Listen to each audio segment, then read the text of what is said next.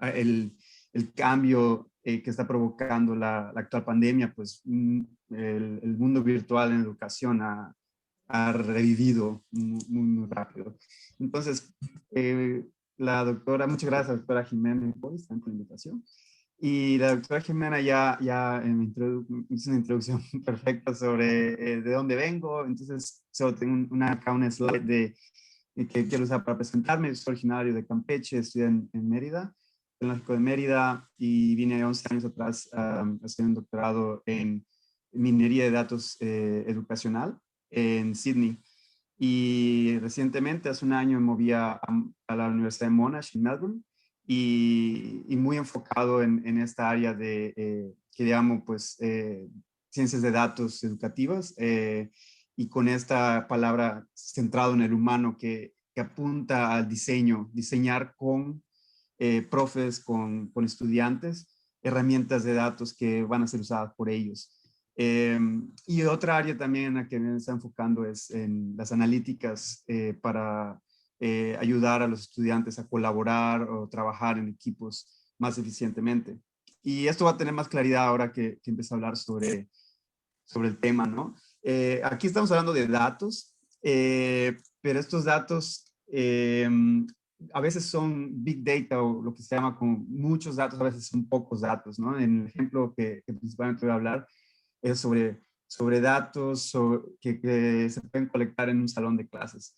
Y esta área, hay varias áreas que trabajan con datos que se colectan de actividad de los estudiantes, pero un área fundamental que está emergiendo muy rápidamente se llama analíticas de aprendizaje o Learn Analytics. No es muy, o sea, es realmente reciente esta área, realmente comenzó en el 2011 y fue catalogada prácticamente como, bueno, colectar datos para tener un conocimiento más profundo de los procesos de aprendizaje o de enseñanza para optimizar el aprendizaje, ¿no? Sin embargo, esta definición ha sido revisada y ahora se hace un énfasis en no solo observar a los estudiantes, agarrar sus datos y que se conviertan solo en objetos de estudio, sino que se pueda proveer feedback, se le puede dar retroalimentación directa a los profes o a los estudiantes. Entonces, ese énfasis es en las interfaces. Y bueno, yo he estado enseñando visualización de datos y como estamos hablando de interfaces, y al tratar de traer el concepto de contar historias con datos, a los estudiantes les ponía esta metáfora de, imaginen que los datos son ostras y que tienen un montón de ostras y que lo que realmente vale son las perlas que se encuentran en esa ostra, ¿no? Y en las ostras salvajes solamente hay una perla al abrir 10,000 ostras.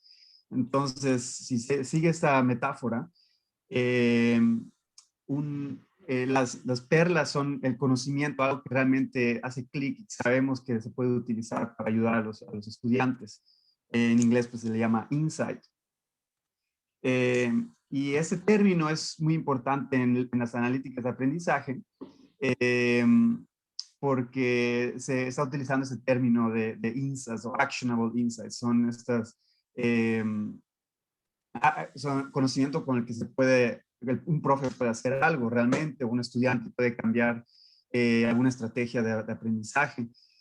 Y ya estamos prácticamente hablando de que los datos no son para observar a los estudiantes, sino es para realmente ayudarlos y que ellos puedan tener herramientas para mejorar sus procesos de aprendizaje, sus estrategias, por lo menos. Um, Sin embargo, y bueno, acá no está en leer todo, pero puedo explicar, hay un paper que fue publicado hace 3 años en la conferencia de analíticas de aprendizaje, donde se hablaba sobre un tema muy importante que es si vamos a ayudar a los estudiantes obteniendo datos, muchas veces, y esto en las comunidades de investigación sucede muy a menudo, a veces uno se puede enfocar en lo que uno puede colectar. Por ejemplo, si se utiliza un sistema como Moodle, digamos, que es sistema de administración de aprendizaje, Learning Management System. Puede ser que uno como investigador quiera publicar un paper y se enfoque a ver, vamos a visualizar los clics que un estudiante hizo durante todo un curso, ¿no? Y la idea o la provocación es, bueno, eso es lo más importante para poder ayudar a los profes, o es entender a los profes o a los estudiantes, o entender cuáles son sus necesidades y con base en eso pensar, bueno, no tenemos todos los datos para poder entender qué tan colaborativo es un estudiante, pero estos son los datos que podemos tener y estos son los datos que podemos obtener de otras maneras. Y es como un cambio de, pues, de mentalidad a la hora de tratar de ayudar a los estudiantes y a los profes. Entonces, la pregunta que ha guiado la investigación que estamos haciendo ahora en el Centro de Learn Analytics en Monash es cómo conectar estos datos que pueden ser clics en la computadora o puede ser lo que se escribe en un chat o cosas muy, muy básicas en algo que, constructos que sean importantes en educación, ¿no? A más alto nivel. Y para eso, una propuesta, pueden haber muchas propuestas, estamos intentando usar como metodologías centradas en el humano o en el estudiante para diseñar herramientas. ¿Y qué significa esto? Bueno, esto es un quote de una cita de una definición de qué significa que es diseño centrado en el humano. Es entender cuáles son las concepciones individuales y culturales que van a afectar el uso de interfaces de usuario con tecnología. Prácticamente es entender los valores de los estudiantes, de la institución, el contexto en el que una tecnología va a ser introducida, ¿no? Y visualmente se ve así. Una forma clásica en que un investigador o incluso bueno, está el investigador y el diseñador, ¿no? Está el usuario, digamos que es un estudiante, ahí que tiene la letra U. Pues hace su actividad de aprendizaje, el investigador colecta datos, tal vez trae teoría de educación, esperemos. Y el investigador puede decir, bueno, esto es lo que es necesario. El diseñador puede diseñar una herramienta y la herramienta se le da al usuario y esa es como que la visión clásica, ¿no? Pero las metodologías de codiseño, de co-creación o de diseño centrado en el humano o diseño participativo, eh, traen al usuario, en este caso, digamos, profesores, estudiantes o líderes en educación, a sentarse junto con diseñadores y investigadores y codiseñar lo que se tenga que diseñar para ayudar a estos usuarios, ¿no? Eh, y es un cambio totalmente distinto, ¿no? En donde se le da más autonomía a los llamados usuarios. Y bueno, el título, volviendo al título, ¿por qué estamos haciendo esto?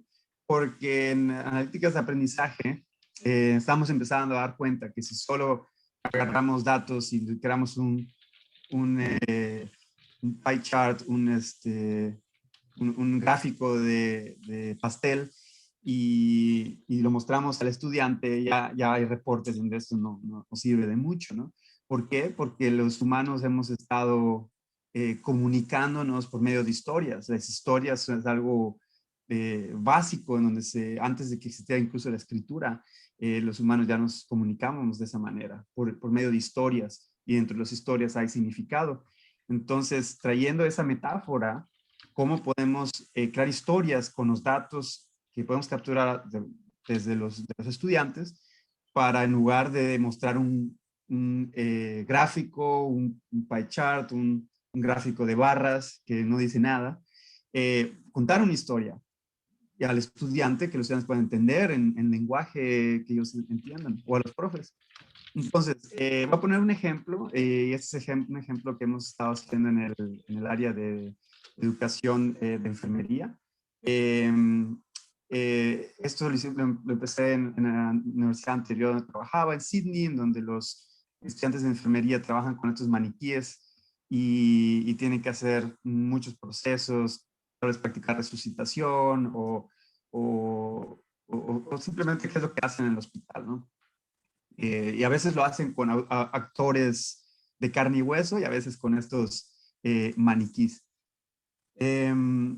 No sé muy bien el contexto de México, me gustaría saber cómo es la educación de enfermería en México, pero estoy seguro que hay de estos centros en algunos hospitales y universidades. Estoy muy seguro y creo que en la UNAM estoy seguro que ya he visto en línea. Entonces, la idea aquí es que los datos no están viniendo del teclado, no tenemos a los estudiantes enfrente de una computadora, sino están en el mundo físico. Entonces, estamos hablando de datos multimodales y esta palabra tiene que ver con que el estudiante se expresa y aprende de diferentes formas, no solo por medio del teclado escribiendo, sino actuando con su cuerpo, interactuando con objetos, interactuando con otras personas, usando incluso la mirada, el cuerpo, moviéndolo de un lado para otro, hablando, es multimodal, ¿no? Y cómo entonces venir de estos datos que son todavía más complejos que los clics de un ratón a contar historias. Eh, entonces, y además, algo importante, esa es una otra cita de un trabajo de investigación de otros eh, autores, es algo que se pierde mucho de vista, ¿no? Estamos hablando que los estudiantes, definitivamente los estudiantes no son expertos en datos, entonces si les ponemos un gráfico, incluso en este paper hablan que hasta los estudiantes de ingeniería y de matemáticas, sobre todo los de primer y segundo año, encuentran muy difícil interpretación de gráficos y de dashboards y visualizaciones. Entonces, ¿cómo esperamos que a un estudiante, no por ser de enfermería, pero en nuestro contexto, que un estudiante de enfermería, si le ponemos estos gráficos y que vean, bueno, hablaste el 20% de la sesión, ¿qué van a hacer con eso, no? Entonces, basado en eso, pusimos esta visión de enriquecer el espacio físico con sensores. Los sensores, estos sensores hace unos años eran muy caros, ahora ya van bajando de precio, aún no son baratos, pero empiezan a estar ahí, incluso en nuestros celulares hay un montón de sensores, no se ve ahí con el filtro, pero el celular es un sensor ya que tiene micrófono, tiene localización, tiene muchas cosas, ¿no? Y ahora ya los celulares se conectan con relojes y el reloj también te puede decir hasta el nivel de estrés y cosas así. Entonces ahora estamos usando sensores pues muy prototípicos y los que salen al mercado, pero yo creo que la visión es que al final de cuentas todos esos sensores van a estar en los dispositivos individuales de los estudiantes. Y la idea es capturar información fisiológica, de voz, localización, cómo se mueve el estudiante en el espacio físico, etcétera.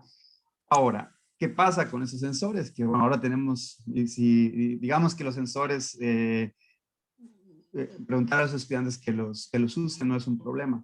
Eh, Asumiendo que no es un problema, ¿cómo interpretamos todos estos datos? Este es un sensor que mide eh, la, cambios de el, el, electrothermal activity, es decir, no me he aprendido la traducción, eh, cambios en la piel de la conductividad eléctrica que pueden relacionarse, un cambio súbito en esa conductividad en la piel puede representar eh, arousal, eh, que puede estar ligado a niveles de estrés. Ese es de hecho el primer gráfico. Entonces, si acá uno lo ve como un investigador, primero que nada, el investigador tiene que saber cómo interpretar estos datos, ¿no? Y también hay las palpitaciones del corazón, el volumen de la sangre, temperatura y movimiento también. Tiene un acelerómetro dentro del brazalete. Entonces son muchos datos. Dentro de un sensor hay 4 sensores, ¿no? Y lo mismo si empezamos a ver otros como los localizadores.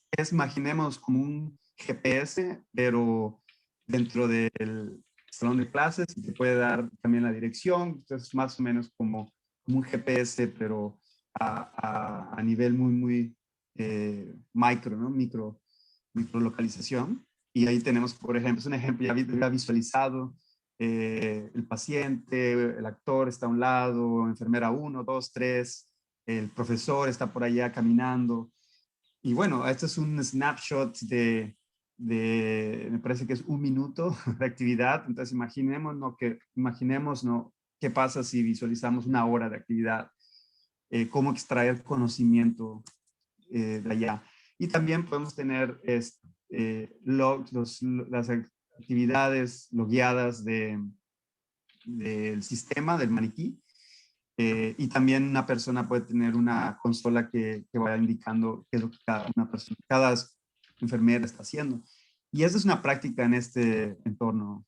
Lo hemos hecho con un investigador, un asistente lo hace, pero esto lo hacen las enfermeras también. Entonces, nada más es para darles una idea de que realmente tenemos, si volvemos a la metáfora de las ostras, ahora tenemos muchas ostras de muchos colores, pues son muchas modalidades para cómo extraer esas perlas, ese conocimiento de cada una, y luego cuando combinamos los datos es una labor difícil.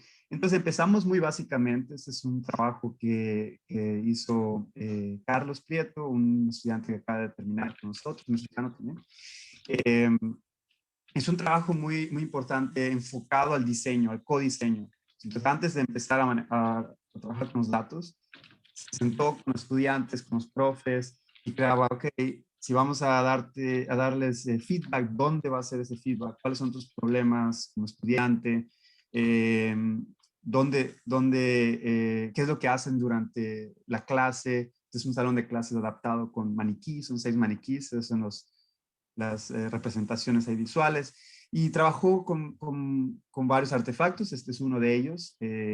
Para describir los journeys del estudiante en el salón de clases. Muy efectivo para conocer realmente la experiencia del estudiante de manera general. Pero luego tenemos otro estudiante, ya de Ecuador, Vanessa. Igual lo que hizo es, ok, si vamos a colectar todos estos datos de sensores, cuáles son las perlas, son los constructos educativos que son importantes como profesor en este tipo eh, de situaciones que son de salud. Y, por ejemplo, este es solamente un ejemplo didáctico. Del lado izquierdo tenemos, digamos, que se quiere evaluar trabajo en equipo. Entonces, el trabajo en equipo para el profesor, lo más importante es la comunicación, ¿no? Y la comunicación, el profesor dice, pues que las enfermeras estén siempre hablando y a quién está hablando. El líder tiene que tener una posición central y todo. Entonces, la idea es que del lado izquierdo el lado de abstracción es muy alto y el lado derecho, idealmente queremos llegar a los datos, qué tipo de datos pueden servir para modelar comunicación. Sin embargo, pues un profe no va a tener conocimiento de modelado, entonces lo que hace en una siguiente etapa es completar, y son los cuadros en azul, completa trayendo información de teoría, en este caso de trabajo en equipo y de aprendizaje y de modelado también, para completar esos vacíos. Por ejemplo, bueno, si tenemos micrófonos, un arreglo de micrófonos o micrófonos individuales, podemos capturar el tiempo de que cada quien esté hablando, utilizando un filtro de detección de voz humana, y de ahí podemos ver la participación verbal de cada individuo, y eso está relacionado con un subconstruct de active participation, ¿no? Participación activa. Y de eso es uno de los múltiples subconstructs que pueden usarse para modelar trabajo en equipo. Y hay otros más. Este es solo un ejemplo visual, que es primero hablamos con los profes y luego traemos teoría educativa o del contexto en específico.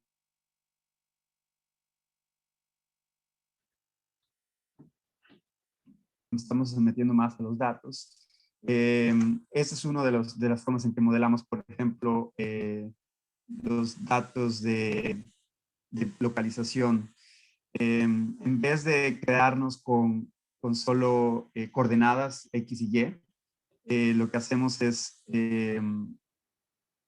mapear en esas coordenadas en áreas que son importantes para el profesor, para los estudiantes, para la simulación. Por ejemplo, en una de las simulaciones que es resucitación, un paciente está pues muriendo, su corazón deja de latir, el área arriba junto a la cabeza es importante.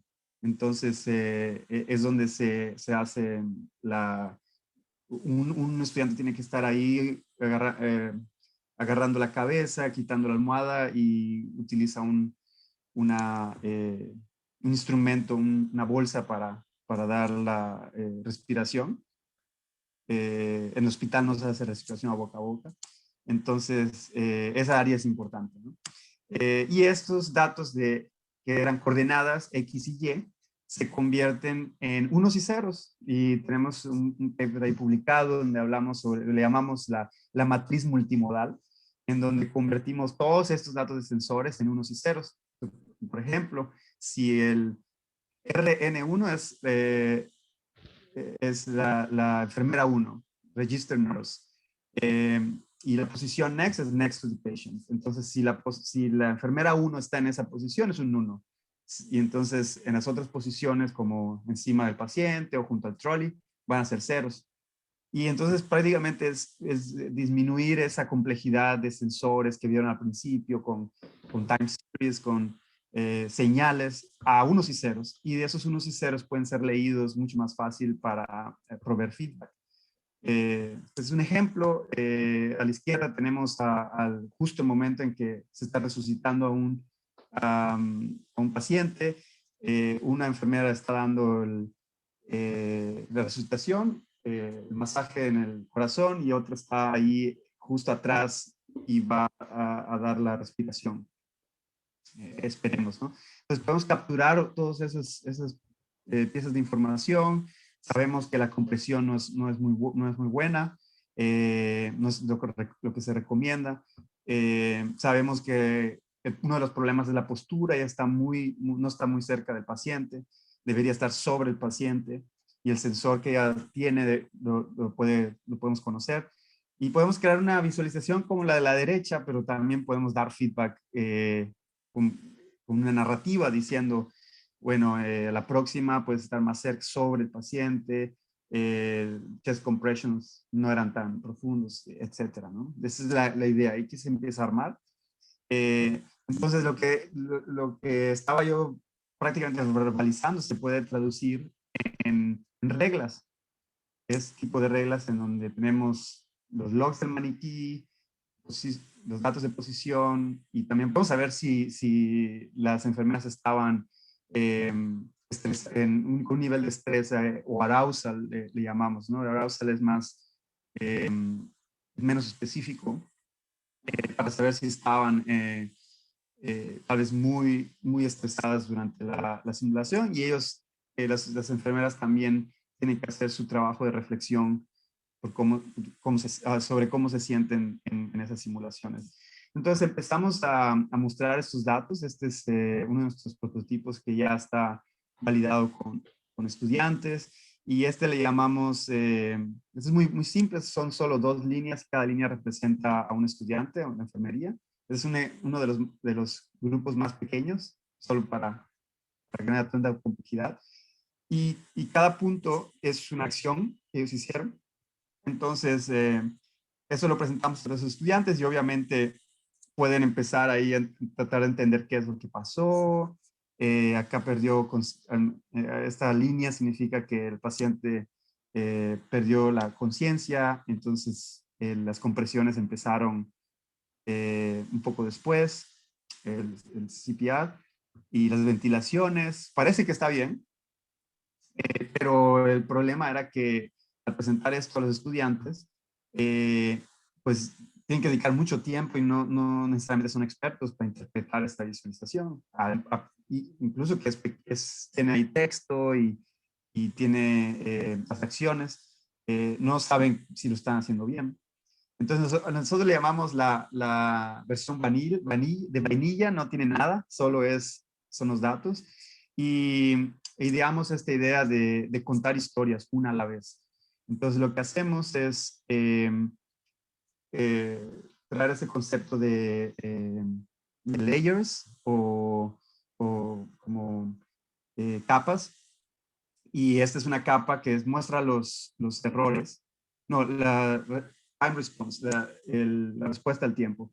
Entonces, aquí aparece este cuadro azul y dice, bueno, checaban los signos vitales, lo checaban frecuentemente, pero tardaron casi un minuto y medio para empezar el masaje las compresiones, y eso es bastante, sobre todo porque estaban presentes, y como la llamada al doctor sucedió, que ustedes saben ni se dieron cuenta, que alguien llamó al doctor muy tarde, y se debió haber llamado al doctor apenas un paciente empieza a tener problemas cardíacos. Entonces se empieza a enriquecer esta visualización con anotaciones. Y esto es algo que es realmente novedoso incluso en el área de visualización de datos. En los últimos 2, 3 años se ha empezado a hacer este trabajo de cómo automáticamente añadir esos comentarios en las visualizaciones. Quizás 5 años. Bueno, nosotros usamos prácticamente lógica muy simple, pseudocódigo que son if, then, else, y de esta manera se añaden anotaciones, se agregan colores, cuadros y todo eso siguiendo principios de visualización de datos. Y esos son los que hacemos, ¿no? Algunos puntos son enfatizados. Hay un título que explica ya qué es lo que pasó, ¿no? Después de que el paciente pierde conciencia, el grupo reaccionó un poco tarde, ¿no? Y esos enclosures también significa que ese periodo es importante, y hay layers que se pueden ir trayendo, ¿no? Casos es otro sobre errores. Si hubieron algunos errores, sobre todo en aplicación de las compresiones. Y pues estas son reglas que también se las mostramos al profe y hicimos un trabajo de investigación allá. No va a meter mucho a los resultados, pero voy a presentar otro ejemplo muy parecido, en este caso un poco más complejo. 4 estudiantes, R1, R2 y 3, y uno que era como un doctor. Y pues ven que si hay 4 estudiantes, la complejidad es mayor. Pero lo que hicimos es preguntar al profesor antes, en la parte del codiseño, cuáles son las 4 o 5 cosas que son más importantes.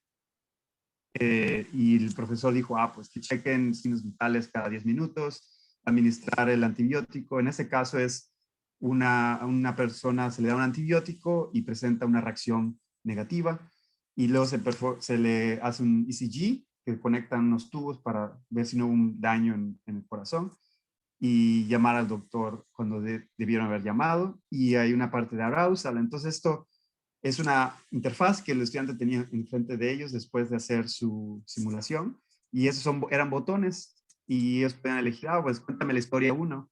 Y ok, acá se nos olvidó checar los signos vitales cuando el paciente pues estaba quejando de problemas en el pecho, ¿no? Y eso es importante, entonces se añade el color y también la narrativa. Y prácticamente es enfatizar lo que es importante para esa historia, y así pueden ir a la siguiente historia y dicen, bueno, eso lo hicimos bien, administramos el fluido, notamos que hubo un problema y lo paramos a tiempo. Nos olvidamos de hacer análisis del ECG, y el arousal igual puede servir para ellos que empiecen a hablar con el profe si alguien tuvo mucho arousal, como este RN1, ¿no?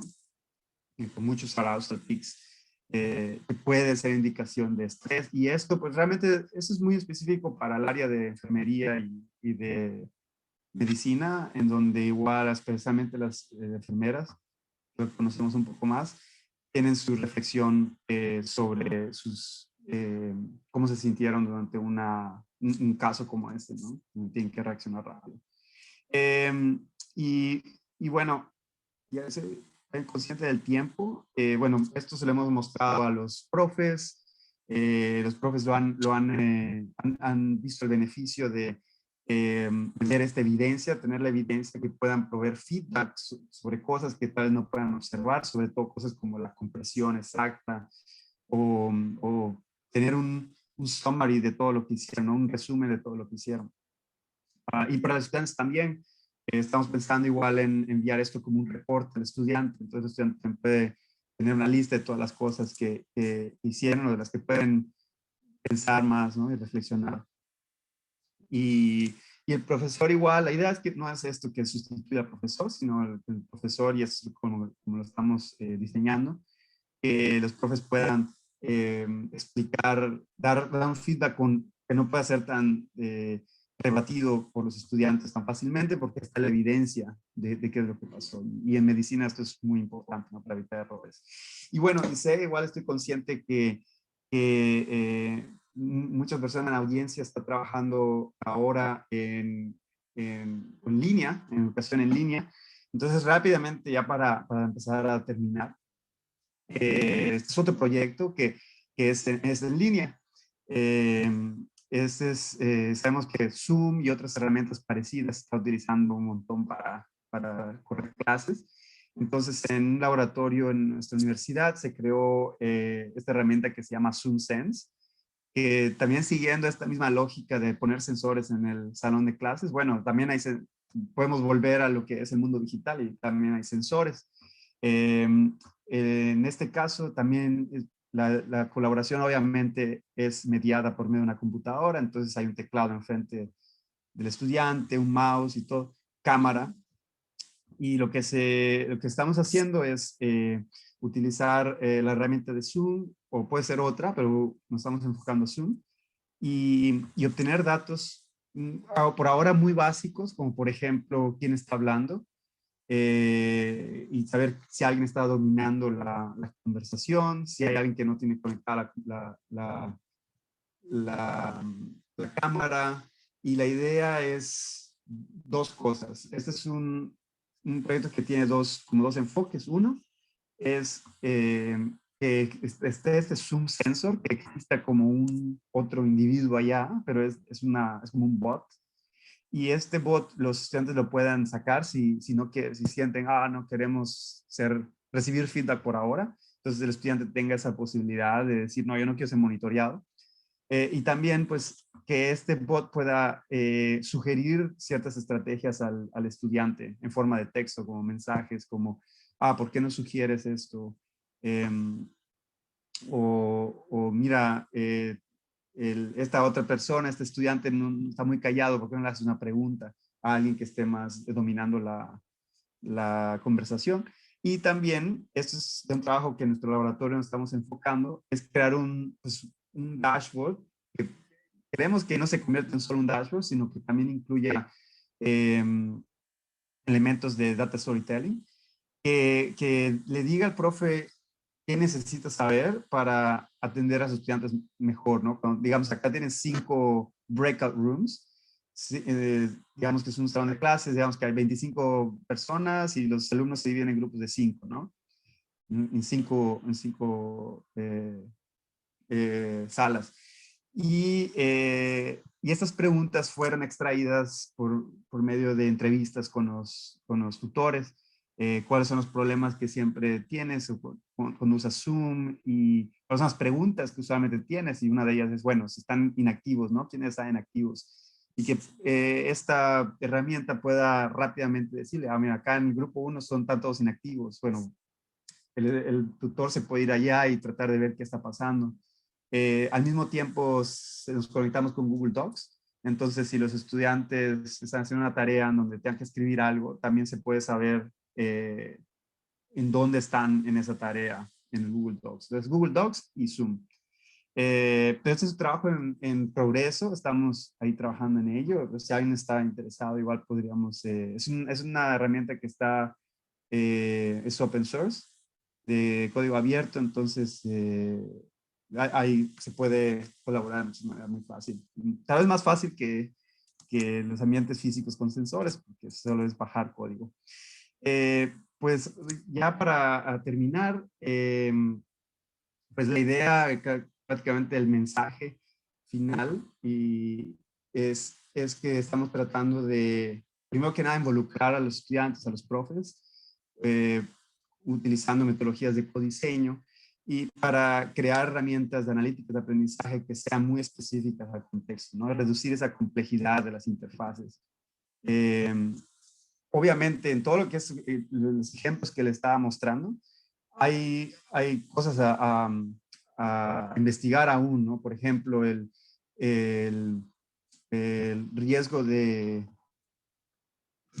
de, de bias, de sesgo, en donde, bueno, ¿quién está tomando estas decisiones o de enfatizar ciertos puntos, ¿no? O de quién está creando este texto, ¿no? Que se le va a presentar a los estudiantes y no otras cosas que pueden ser importantes, ¿no? Hay un riesgo de que se están tomando decisiones como un preanálisis de los datos y al estudiante o al profe se le está dando una versión más simplificada, que puede ser bueno, pero también ya hay ciertas cosas que tal vez el profe no esté de acuerdo, ¿no? O los alumnos. Entonces ahí hay toda una discusión que puede haber o de no considerar ciertas cosas que son importantes, ¿no? False negatives.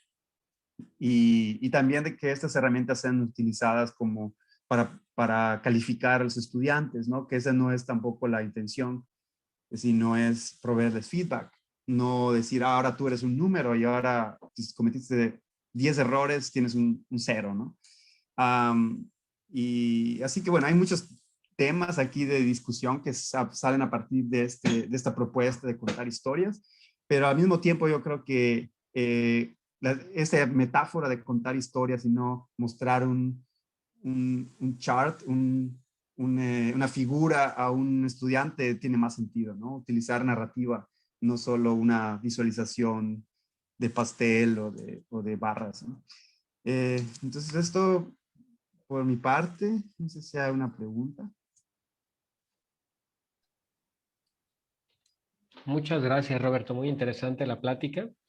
Invitamos a nuestros asistentes, si alguno tiene dudas, que levante la mano y le brindamos la palabra. Tenemos al doctor Boris. Por favor, doctor, adelante. Roberto, muchísimas gracias por la plática. Se me fue rapidísimo, se fue como el agua. Es muy interesante lo que dijiste. Justamente te iba a hacer una pregunta sobre la parte de educación a distancia y parece que adivinaste lo que todos tenemos pero, como preocupación en estos momentos que damos clases a distancia. Eh, pero bueno, tengo una pregunta acerca de eh, qué tanto estas técnicas de adquisición de datos y a final de cuentas de análisis de todos los datos que suceden en el proceso de enseñanza-aprendizaje se adaptan a los distintos modelos de educación. Si hay modelos de educación que son más, más factibles de poder utilizar estas técnicas de las analíticas de aprendizaje, o al revés, si las analíticas de aprendizaje te llevan a concluir que algún modelo de enseñanza como es el constructivismo, el conductismo, Ujú. el cognoscitivismo, etcétera, etcétera, si estas técnicas llegan te ayudan a decidir cuál es el mejor modelo, ¿no? de enseñanza que puedes adoptar. Ya, wow, estoy siendo que son un montón de preguntas en una, pero es muy importante, es muy, muy interesante la relación entre el modelo y las analíticas, ¿no?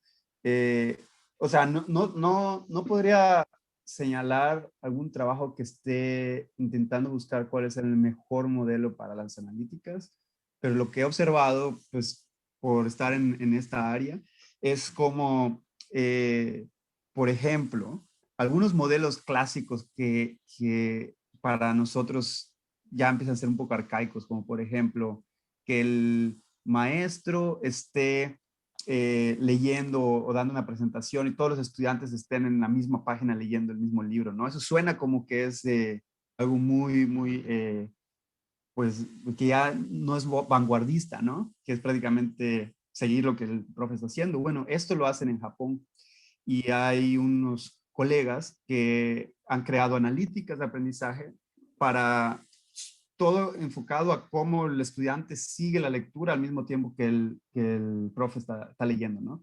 Y eso es a nivel superior.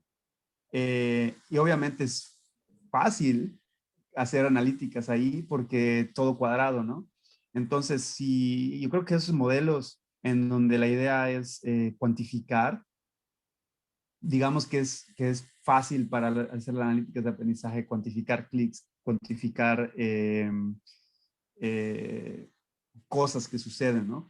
Pero yo creo que modelos como el constructivista, como el que menciona, o modelos que son más humanistas, en donde, más holísticos, en donde no solo se considera la cantidad de lo que está haciendo el alumno, sino cómo lo está haciendo, la calidad, es más difícil para las analíticas de aprendizaje. Pero yo creo que los modelos son mejores porque incluyen muchas más cosas, eh, son más efectivos. Entonces, es una muy buena pregunta, porque no creo que las analíticas de aprendizaje eh, sirvan para, bueno, sirvan para medir cuál es el mejor modelo, pero definitivamente las analíticas se van adaptando a los modelos. Yo creo que esa es colaboración que es muy necesaria con eh, investigadores de educación, ¿no? Ellos son los que pueden decir, este es uno de los mejores modelos, y creo que los mejores modelos son aquellos que no se basan en cuantificar qué es lo que el alumno hace,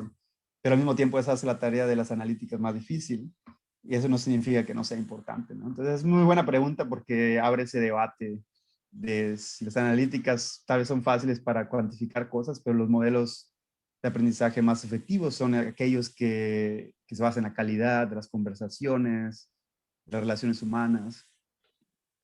Sí, sí, muy interesante. Gracias. Muchísimas gracias, Roberto. Bueno, pues para reflejar solamente lo relevante que en este momento representan estos temas, es simplemente mirar la lista de asistentes. Tenemos a varias personas de la Coordinación de Universidad Abierta, Innovación Educativa y Educación a Distancia.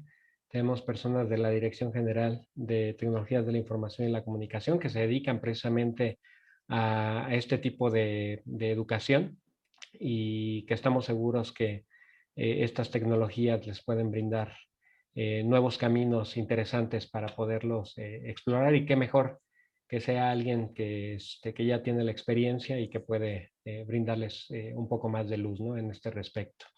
Le pregunto a la audiencia si hay alguien que tenga alguna otra pregunta para el doctor Roberto. Les agradecemos mucho expresarla.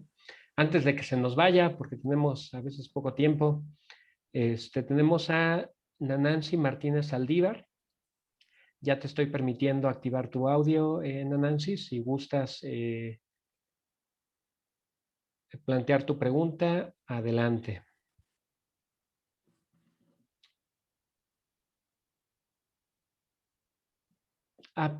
Parece que tuviste algún problema, ¿verdad, Nanansi? Adelante, ya está activo tu micrófono. También, si gustas, puedes mandar la pregunta por el chat. Sí, eso iba a comentar. Sí. Si gustan mandar preguntas por el chat también. Sí. Adelante.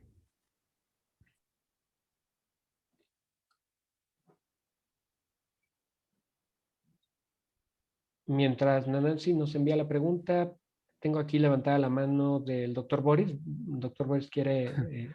A ver si no hay nadie más, pues aprovecho para preguntar lo que los demás se preparan. Yo tengo otra pregunta, Roberto. Para los que somos profesores y ya sea en circunstancias de educación presencial o como estábamos ahora y de educación a distancia, a veces nos sucede que sentimos que damos una clase muy buena, muy clara, una excepcional clase, los alumnos todos dicen que entendieron, inclusive contestaron algunas preguntas, etcétera, etcétera. Y a la hora de hacer algún tipo de evaluación del aprovechamiento, ¿no?, del alumno, se lleva uno la gran sorpresa de que no fuimos tan eficientes en el momento de la comunicación, en el momento de la transmisión, ¿no?, de conocimiento. Entonces, a mí me da mucha curiosidad porque hablaste de modelos cuando estabas hablando del caso de las enfermeras, de un momento dado realimentaciones que le puede dar al instructor y que son cosas que podrías quizás en el momento, ¿no? Darte cuenta de que como profesor algo está pasando y poner algún remedio, ¿no?, en el momento y no no darte cuenta al final del tema o al final del curso, ¿no? Entonces, el tema de realimentación en el proceso de enseñanza-aprendizaje es muy importante, ¿no? Esa realimentación debe ser lo más pronto posible para que puedas en un momento de hacer algo como profesor. Y eso me preocupa en el tipo de clases que nosotros damos, insisto, ¿no? Las presenciales en una universidad o inclusive estas a distancia a través de Zoom. Entonces, o sea, ¿qué herramientas existen para que podamos nosotros tener esa realimentación? ¿Qué tipo de datos se puede censar? ¿Qué tipo de reacciones quizás pueden censar para tener una realimentación pronta y que nos permita corregir o modificar nuestra estrategia de enseñanza? Wow, no, sí, bueno, el área de retroalimentación es muy interesante. Puedo mencionar dos cosas. Primero, tal vez la parte de teoría. No sé si solo es Australia, pero no, yo creo que igual en otras partes, pero acá en Australia es muy fuerte el movimiento que habla sobre la importancia del diálogo de retroalimentación. O sea, que la retroalimentación no es solo el profe dándole retroalimentación al estudiante, sino que retroalimentación es un proceso de diálogo entre el estudiante y el profe. Y como que eso está cambiando un poco igual el chip de que no es solo dar información y pasar información y decir, aquí está, esto es lo que hiciste de tu tarea, puedes mejorar esto, sino que el estudiante tenga que estar activo en ese proceso, como un proceso, verlo más como un proceso, ¿no? Ya eso pasado a la práctica, digamos, puedo mencionar un ejemplo de una herramienta que se llama OnTask, que es una herramienta muy simple, que prácticamente es, si los datos de estudiantes, cualquier tipo de datos se ponen en una matriz, muy parecida, de hecho nosotros nos basamos en eso para hacer esta matriz multimodal de unos y ceros, el profe luego puede crear mensajes personalizados utilizando esa matriz. Por ejemplo, si el estudiante leyó, vino al lecture, se conectó en Zoom y leyó ya abrió estos dos archivos del Moodle o del sistema que estén usando, el profe puede ahí generar un mensaje no solo para esos estudiantes, sino para todos los estudiantes que estén más o menos llevando ese perfil, ¿no? Y si alguien no está haciendo las tareas, o sea, alguien sacó mal algunas cosas, no las cubrió, necesita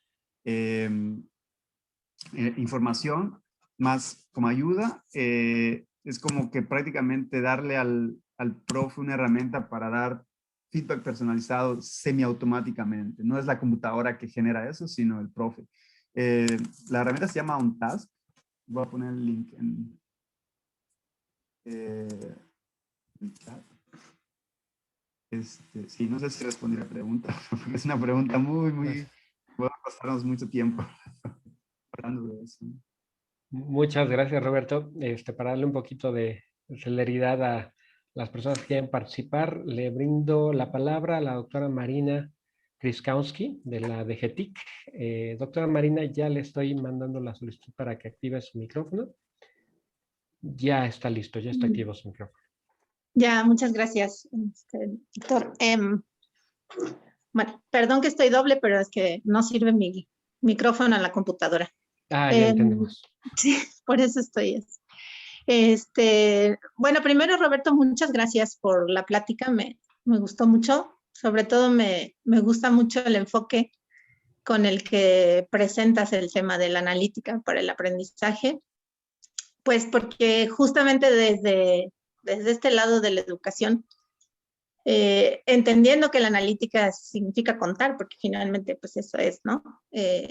no lo reduces a un conteo que no tiene base en lo que para nosotros como investigadores o como profesores en el área de educación puede hacer sentido. Y bueno, desde esa perspectiva, a mí lo que más me preocupa o lo que más me ocupa más bien es cómo poder tener retroalimentación de la calidad de las interacciones entre los estudiantes cuando estamos a distancia. Digo, a mí la parte presencial no me preocupa, pero entiendo todo el esfuerzo de sistematizar y de tener datos, pero sobre todo a distancia, cuando tenemos mucha interacción que no es síncrona, o sea, no es a través de este tipo de herramientas, ¿cómo hacer para medir de algún modo la calidad de las interacciones, ya sean escritas, o sobre todo escritas, ¿no? Nosotros estamos trabajando con la plataforma Moodle y justamente, pues, lo único que no podemos hacer es contar los clics porque sería una tontería, ¿no? Son Exacto. millones y millones de clics que no dicen nada. Lo que nos está costando más es definir la pregunta que le queremos hacer a Moodle y luego saber dónde están los datos que pueden responder esa pregunta para poder contarlos, porque además Moodle guarda datos a patadas, ¿no? Esa es nuestra principal dificultad, así que si tienes alguna recomendación sería fantástico. Y si tienes ganas de trabajar con conejillos de indias en México, pues aquí tenemos un montón para analizar, para trabajar en Zoom, para trabajar con plataformas, como quieras. Sí, no, muchas gracias por la pregunta. No, es que esa es la pregunta, ¿no? De la comunidad, ¿no? Hay proyectos, ahorita no puedo apuntar a alguno. Mi área más o menos he estado enfocada en muchos espacios físicos, pero sé dónde buscar, entonces podemos tal vez continuar la conversación después. Pero definitivamente hay proyectos en Moodle para, sobre todo yo creo que para saber sobre la calidad de las interacciones, es irse al contenido, ¿no? A utilizar técnicas de lenguaje natural, procesamiento del lenguaje natural. Y hay personas que están solamente enfocadas en eso. Igual en nuestro laboratorio tenemos personas solo enfocadas a esa parte. Otro reto es que, bueno, idealmente todas las interacciones suceden en Moodle, pero sabemos que otras interacciones suceden por otros medios.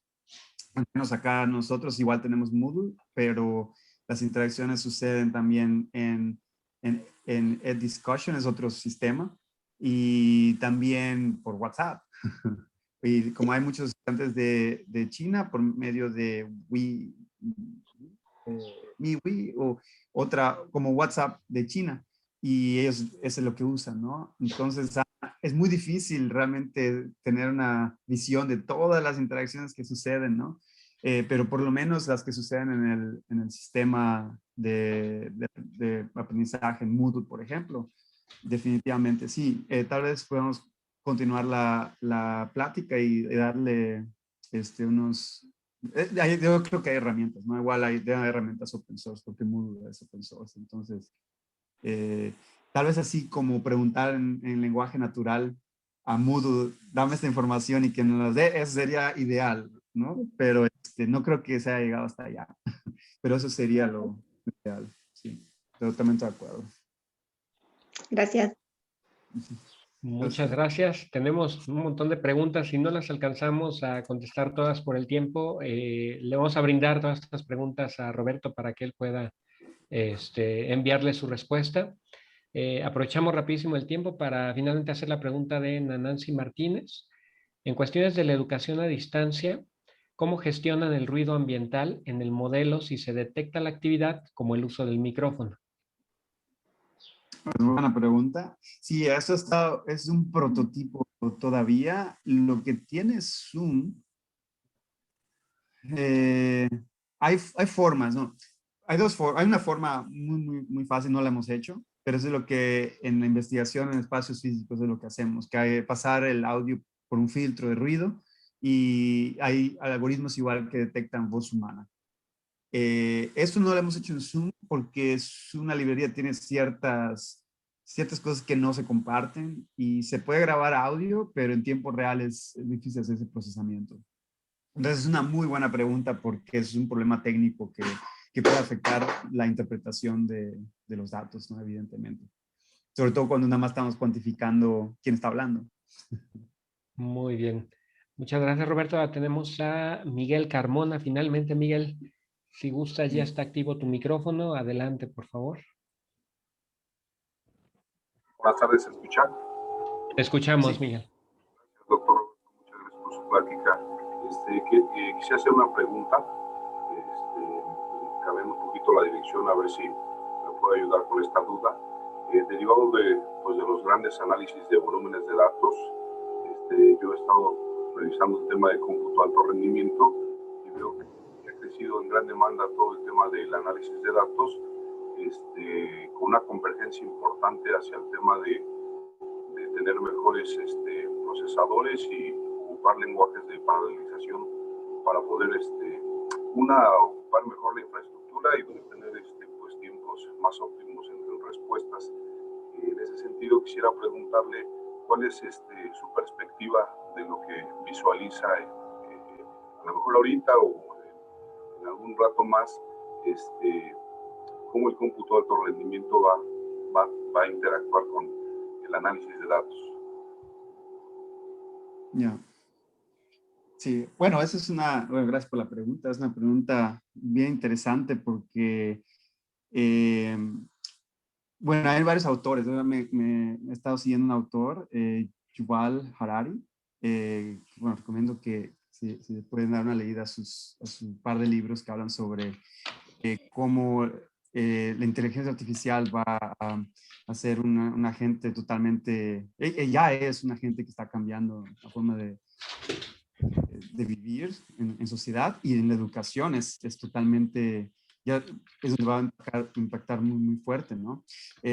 Mientras más, o sea, el rendimiento de cómputo está permitiendo que el análisis pueda ser realizado mucho más fácil en grandes cantidades de datos y eso está siendo explotado por corporaciones, principalmente ahora que ya están modelando hasta lo que no hacemos enfrente del celular, ¿no? Y estamos hablando de redes sociales y esas compañías que están en Silicon Valley que son las que están realmente controlando el Internet en gran medida, ¿no? Entonces, esto va a impactar en todos los ramos, pero en educación lo que estamos ya empezando a ver son los cambios en el empleo, en diferentes países yo creo que va a suceder de diferentes formas, ¿no? Pero lo que tal vez impacte en educación es que como algunos los empleos se vuelvan obsoletos más rápido, los estudiantes que están ahora están estudiando para empleos que no van a existir en el futuro o van a tener que adaptarse en empleos del futuro muy rápidamente y se van a tener que reinventar, ¿no? Eso es más o menos lo que se empieza a vislumbrar en ese sentido, ¿no? No es una predicción aparentemente, pero son cosas que ya se empiezan a ver, ¿no? Y en educación eso se va a ver mucho más, ¿no? Conforme se tenga más conocimiento de los usuarios. Sí. Pero bueno, todo viene de esa pregunta, ¿no? De cómo los avances en el procesamiento computacional van a hacer un impacto en el análisis y ese análisis tiene un impacto social. Al final de cuentas. Muchas gracias, Roberto. Tú dinos, ¿podríamos brindarte un par de preguntas más? Sí, sí, claro. Muy bien, aquí va la siguiente. Bueno, primero te felicitan por tu exposición, Raúl Meléndez Venancio. La pregunta es, ¿detectan una acción poco eficiente para el aprendizaje? ¿Cuánto tiempo les lleva diseñar y hacer una actividad para corregirla y cuánto para evaluarla como eficiente o no? Ya. Es muy buena pregunta y tiene que ver mucho con este tipo de actividad. Es muy diferente a otros tipos de actividades. Entonces, igual tal vez por eso no se vea tan relevante en otro tipo de actividades educativas. Pero en este caso, hay errores muy bien definidos. O sea, que si hay ciertas acciones que son errores clínicos, prácticamente. Si alguien no reacciona en cierto momento, en cierto lugar, es un error. Entonces, es muy fácil saber que una acción es poco eficiente. Si eso lo comparamos con otro tipo de actividades, como decir a los estudiantes, bueno, hablen sobre este tema, bueno, es más open-ended, ¿no? Se le puede llamar, más abierta, y es muy difícil decir que es eficiente o no. Entonces, realmente la detección de ese tipo de acciones puede ser hecha en este contexto de simulación mucho más fácil, ¿no? Inmediatamente. El diseño es una buena pregunta. Justamente ahorita estamos rehaciendo este diseño en un nuevo escenario. Y bueno, por el momento nos toma un par de sesiones, un par de sesiones de sentarnos con los profesores, y ya que tienen la simulación diseñada, enfatizar estos errores, enfatizar estas intenciones pedagógicas. Y lo que estamos haciendo nosotros es documentar estas en un formato que sea más fácil de leer en la computadora. O sea, un formato en donde en el futuro, de hecho es una visión, que el profe pueda decir, mis intenciones son estas 5, y tenga un lenguaje muy simple, lo pueda comunicar la computadora, y la computadora pueda hacer, al sistema pueda hacer la conversión, y para generar este feedback, estas data stories, ¿no? Las historias en forma de interfaces. Ahorita en tiempo de cuando nos cuesta y todo esto, pues estamos trabajando con muchos prototipos, entonces no hemos medido eso, pero la idea es que sea rápido, o sea, que sea algo que los profes puedan realmente usar. Y apenas estamos empezando esto como un proyecto que está recibiendo apoyos del Concilio de Investigación de Australia, y vamos a empezar, y son 3 años, y esa es la visión, poder hacer esto sustentable, ¿no? Muy bien, Roberto. La última, te prometemos que ya es la última. Buenas tardes. La pregunta es, ¿cuál ha sido la experiencia con los actores en todos estos experimentos, sobre todos los datos que son recolectados? ¿No temen el sentirse como sobreanalizados o vigilados durante el proceso? ¿O cómo se sienten? ¿Sí lo han manifestado? No, sí, hemos hecho esas preguntas, ¿no? Porque eso es un tema súper importante. La privacidad, el sentirse monitoreados, ¿no? Que este tipo de investigación no se convierta en un gran hermano, en un Big Brother. La ventaja que hemos tenido, y la razón por la que no hemos recibido eh, pues no hemos recibido ni un comentario así como que me siento observado, es porque en esta área de simulación ya usan eh, video para monitorearse ellos mismos. O sea, es parte de su día a día. Uno va a los salones de clases y ya tienen ahí letreros que dicen, no, pues aquí vamos a grabar, ¿no? Y lo hacen porque esa es la práctica. O sea, este proyecto para mí me gusta mucho porque no estamos añadiendo algo muy, muy diferente a lo que ya hacen. Lo que hacen ellos tienen un tiempo dedicado, le llaman debrief. No sé cómo sería en español, pero debe haber una palabra técnica, en donde a veces ese debrief, que es una reflexión guiada por el educador, y a veces dura más que la simulación. El aprendizaje sucede más bien en ese debrief. Y usualmente, o a veces, utilizan los videos.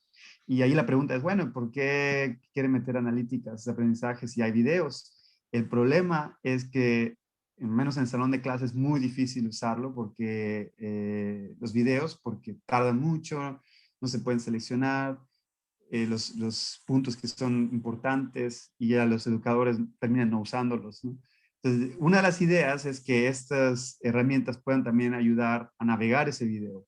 Y si uno observa que esto sucedió en este momento, un error fue detectado en este momento, se pueda mostrar el video justamente ese punto, ¿no? Entonces, en ese sentido, los estudiantes siempre han visto ese valor, y obviamente parte del diseño es considerar la privacidad de los estudiantes. Si se va a usar, le hemos hasta preguntado si se utiliza estos videos o tus sesiones para ayudar a otros. Igual han dicho sí, pueden anonimizar nuestros nombres, pero sí, si a otros les sirve, es bueno, ¿no? Entonces, no es tan, toda la conversación sobre privacidad, en vez de ser sobre, hay riesgo, no debe ser más bien sobre cómo diseñar para ayudar a los estudiantes y al mismo tiempo mantener la privacidad, ¿no? Y el uso ético de los datos. Entonces, ese es como que uno de los caminos y se necesita el diseño, se necesita codiseño con ellos para hacer eso.